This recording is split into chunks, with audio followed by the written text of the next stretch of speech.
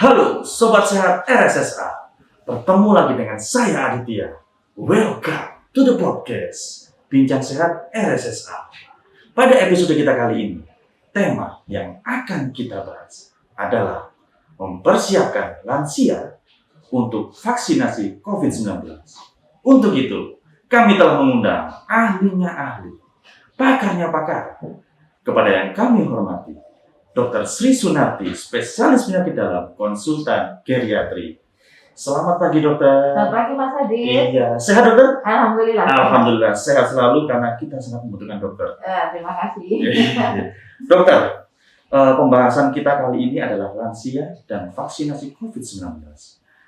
Yang ingin saya tanyakan, dokter, seputar hal tersebut, dampak vaksin kepada lansia itu bagaimana, dokter? Karena saya mendengar pendapat dari masyarakat bahwa lansia itu tidak aman untuk mendapatkan vaksin, beresiko. Nah, namun dari kacamata ahlinya ahli, nah ini dampaknya seperti apa, dokter? Iya, terima kasih. Mas Adit, kita tahu ya, alhamdulillah kita sudah memasuki beberapa minggu untuk vaksinasi ya, terutama memang prioritas tenaga kesehatan. Alhamdulillah hampir usai, semua rampung. Kemudian fase berikutnya adalah nakes yang lanjut usia. Kemudian insya Allah nanti minggu-minggu depan kita sudah mulai ke pelayan publik, gitu ya. Otomatis lansia ini sudah mulai kita siapkan ya. Yang minggu-minggu kemarin sudah mulai kita vaksinasi bersama, kita imunisasi bersama. Nanti akhirnya adalah masyarakat ya, masyarakat dan terutama yang lansia ini juga dapat prioritas. Oke. Nah, oleh karena itu kalau misalkan ada selentingan di luar yang menyatakan bahwa vaksin nggak aman buat lansia gitu ya, kita perlu memberikan edukasi. Siap. Iya, sebetulnya vaksin ini kan melindungi, Mas Adit ya. Jadi ibarat ini lagi musim hujan, kita sedia payung. Atau kita sedia jas hujan. Supaya sih basah tapi nggak kuyup, ya kan? Artinya kita melindungi dengan vaksin itu. Nah, yang diharapkan dengan vaksin ini, ya harapannya adalah coverage untuk imunitas massal, herd immunity masyarakat Indonesia adalah 70% tercapai. Artinya apa? Seandainya ada yang sakit, itu angka kesakitannya tidak sebesar kemarin sebelum vaksinasi. Dan dengan pemberian vaksin ini, seandainya sakit, betul-betul sakit, itu tidak parah. Jadi seperti tadi analoginya, seandainya nih hujan nih, ya, kita pakai payung, iya basah, gitu, tapi nggak kuyup. Ya, jadi terlindungi oleh vaksin itu. Jadi gejalanya nggak parah. Nah, kemarin Mas Adit, COVID ini sangat berdampak pada lansia ya. Karena resiko lebih tinggi untuk tertular, kemudian dengan gejala klinik yang lebih berat, kemudian resiko rehospitalisasi, jadi habis keluar dari rumah sakit masuk rumah sakit lagi. Nah, itu biaya itu tidak murah, ditanggung oleh keluarga atau ditanggung oleh pemerintah. Termasuk nanti dampak ekonomi oleh keluarga, termasuk dampak sosial. Ya di rumah siapa yang nyiapin, nanti tetangga juga nggak apa-apa sih, artinya solidaritas kita bagus gitu ya, tapi artinya kita mengurangi dampak secara kesehatan, ekonomi, dan sosial. Oleh karena itu, karena dampak COVID ini besar, akibatnya buat lansia dengan risiko kematian yang juga besar ya, jadi laporan dari Central Disease dari CDC Amerika mengatakan bahwa 8 dari 10 lansia yang kena COVID ini meninggal, artinya kita harus menjaga lansia kita, karena dia bagaimanapun aset bangsa, ya. Oleh karena ini, pemberian vaksin ini sangat relevan untuk melindungi beliau-beliau, orang tua kita, guru-guru kita, sesepuh kita, supaya kita aman, supaya tetap beliau-beliau ini tetap sehat. Jadi, kalau nanti vaksin ini efektif untuk bangsa Indonesia, dan termasuk di dalamnya adalah lansia terlindungi, ini kita bisa mempertahankan aset bangsa, orang-orang lansia yang masih kita butuhkan untuk membantu kita bertumbuh, berkembang gitu ya, sebagai anak bangsa. Ini supaya beliau-beliau tetap sehat. Baik dokter. Tadi saya tertarik dokter. Dokter tadi sempat mengatakan bahwa lansia ini resikonya cukup besar untuk angka kematian ya dokter ya. Namun yang ingin saya ketahui dokter, sebenarnya kategori lansia itu apa dokter? Kategori orang ini dikatakan lansia. Iya. Itu kategorinya apa? Lansia kalau sesuai dengan definisi Kementerian Kesehatan itu semua orang yang berusia di atas 60 tahun. Di atas 60 tahun? Iya, di atas 60 tahun. Oh, baik. Begini dokter, masyarakat yang usianya di atas 60 tahun, mengapa rentan terhadap COVID dan mengapa dia itu juga rentan apabila memiliki komorbid? Itu juga berpengaruh ya dokter ya? Iya, betul sekali. Jadi pada umumnya lansia di atas umur 60 tahun itu secara umum ya Mas Adit, tetapi tidak kita memberikan judgement yang general. Artinya tidak semua, karena ada juga lansia yang sehat. Banyak sekali lansia yang sehat. Tapi pada umumnya sesuai dengan proses penuaan itu memang pengaruhnya ke sistem imun. Artinya sistem imun tidak sehebat, tidak sebagus, tidak seprima usia muda. Oleh karena itu beliau-beliau termasuk kelompok yang rentan untuk kita lindungi. Iya. Jadi itu yang pertama karena secara umum rata-rata sistem imunnya sedikit menurun dibandingkan orang muda meskipun tidak semua, dan banyak juga lansia yang sehat ya tapi rata-rata menurun. Yang kedua karena adanya komorbid, artinya sudah ada penyakit sebelumnya yang dimana kalau penyakit itu tidak terkontrol datang infeksi yang baru itu seolah-olah kalau misalkan orang berdiri itu di tepi jurang, dan itu kan dalam kondisi dia tidak stabil, kemudian ada sesuatu guncangan dia risiko untuk jatuh. Seperti itu. Jadi kalau ada komorbiditas, ada penyakit-penyakit yang sekiranya bisa dikontrol dengan obat, dengan diet makanan, dengan perilaku hidup bersih dan sehat, itu memang sebaiknya harus terkontrol. Iya. Nanti itu salah satu juga persyaratan untuk vaksinasi pada lansia. Persyaratan juga dong. Persyaratan juga, artinya komorbid yang bagaimana yang tidak bisa divaksin. Komorbid yang tidak terkontrol. Tetapi begitu terkontrol, nanti ada beberapa asesmen yang menurut dokternya cukup fit, tidak ada penyakit yang membuat saat itu ada efek atau risiko terhadap masuknya vaksin ini, komponen vaksin ini, ACC untuk dilakukan imunisasi atau vaksinasi. Jadi insya Allah relatif aman. Siap dokter. Komorbid pada lansia ada beberapa jenis. Ada beberapa kategori. Nah, jenis komorbid itu dokter, itu apa saja yang biasanya menimpa para lansia dan itu berbahaya apabila lansia tersebut terkena COVID? Iya. Yang paling sering selama ini dari laporan adalah hipertensi. Yang sangat tinggi ya. Jadi semua kita ngomong semua komorbid yang tidak terkontrol ya. Siap. Kemudian kencing manis, kemudian adanya gangguan jantung, entah itu gangguan irama maupun pembesaran jantung atau penyakit paru-paru.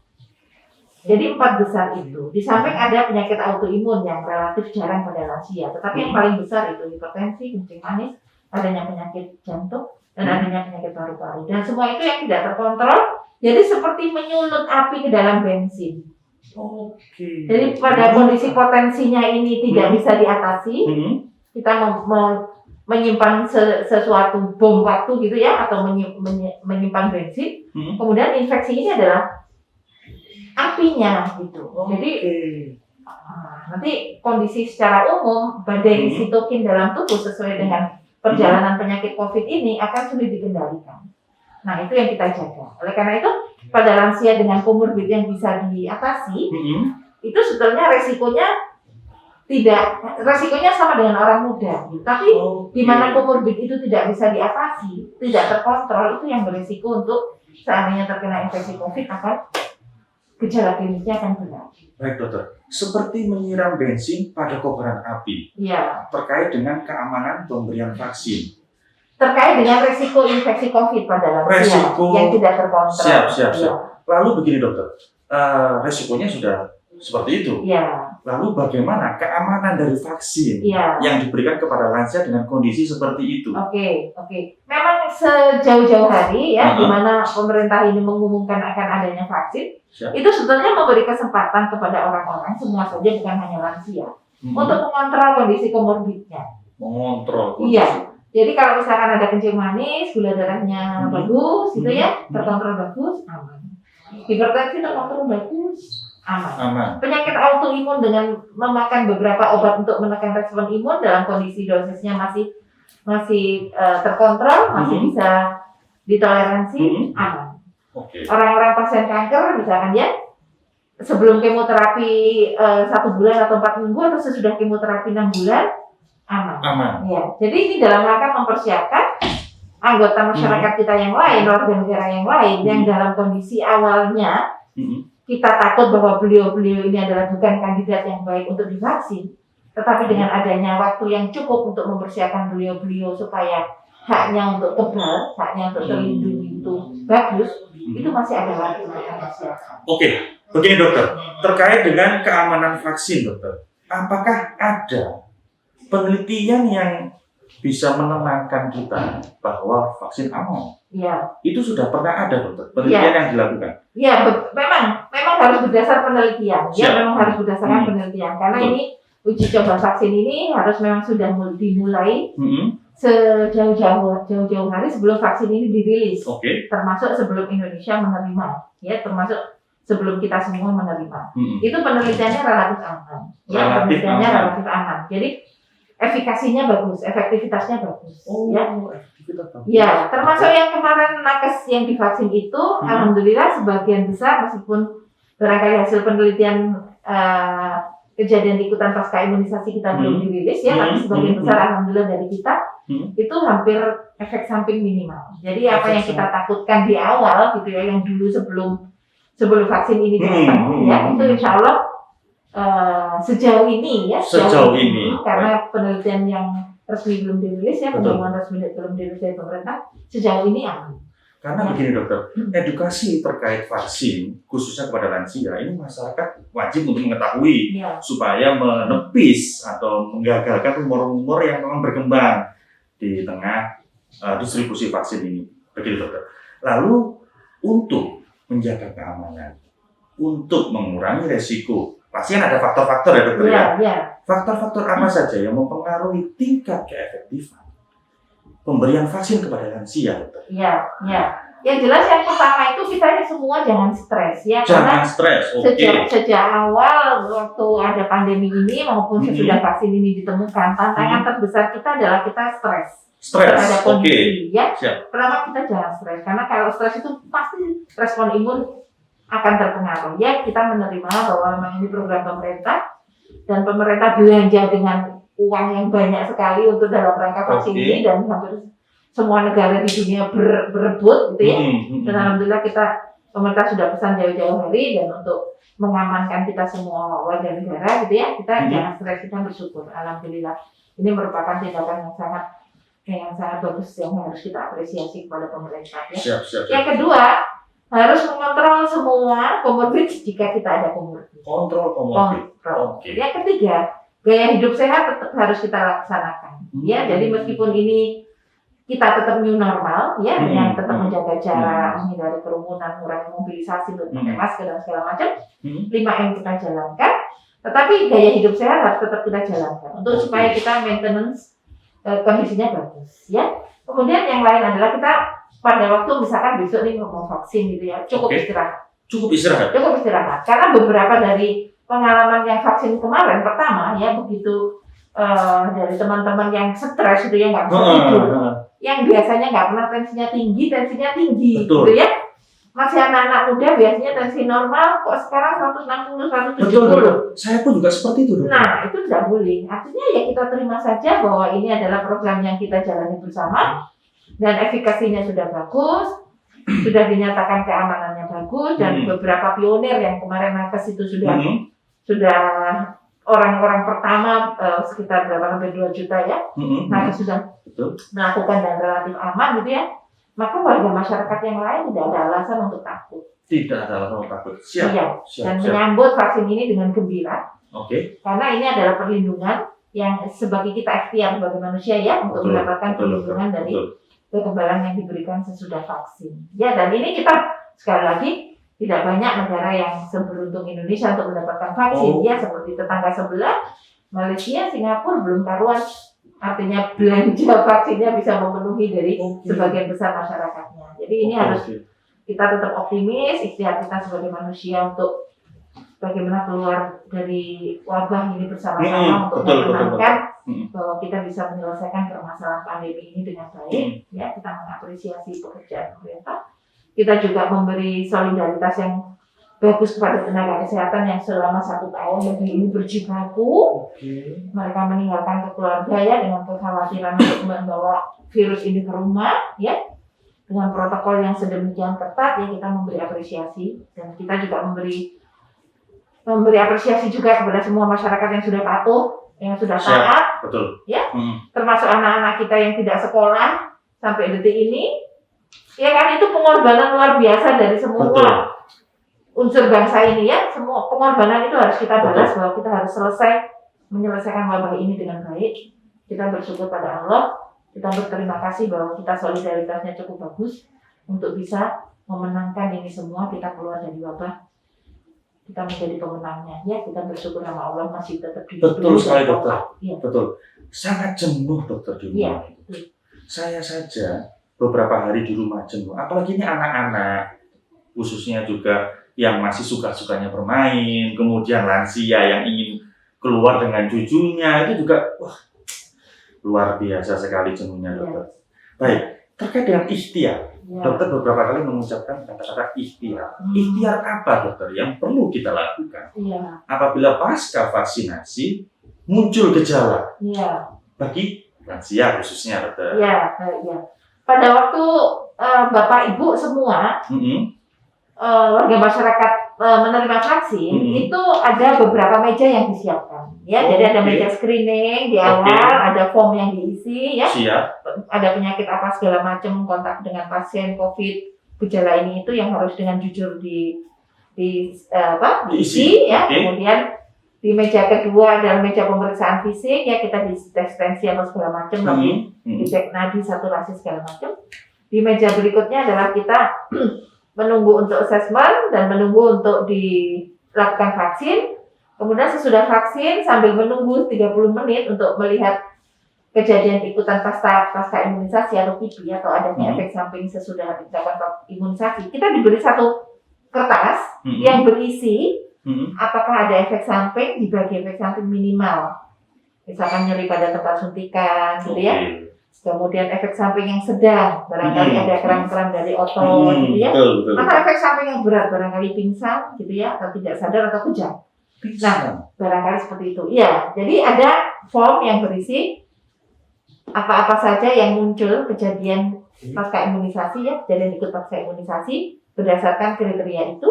Kemudian di situ duduk juga bersama kita waktu kita menunggu adalah tim kesehatan, tim Code Blue yang siap sedia. Seandainya di situ ada efek samping dan itu membahayakan, mengancam nyawa, itu beliau-beliau yang bertugas sudah siap untuk mengamankan, untuk menolong kita. Dan itu semua bukan hanya standar di RSSA, tapi di semua tempat di mana di situ dilakukan vaksinasi massal, itu tim kesehatan sudah siap berjaga-jaga. Barangkali ada efek samping, segera bisa diatasi. Ya, termasuk di situ ada hotline, ada nomor handphone yang bisa dihubungi.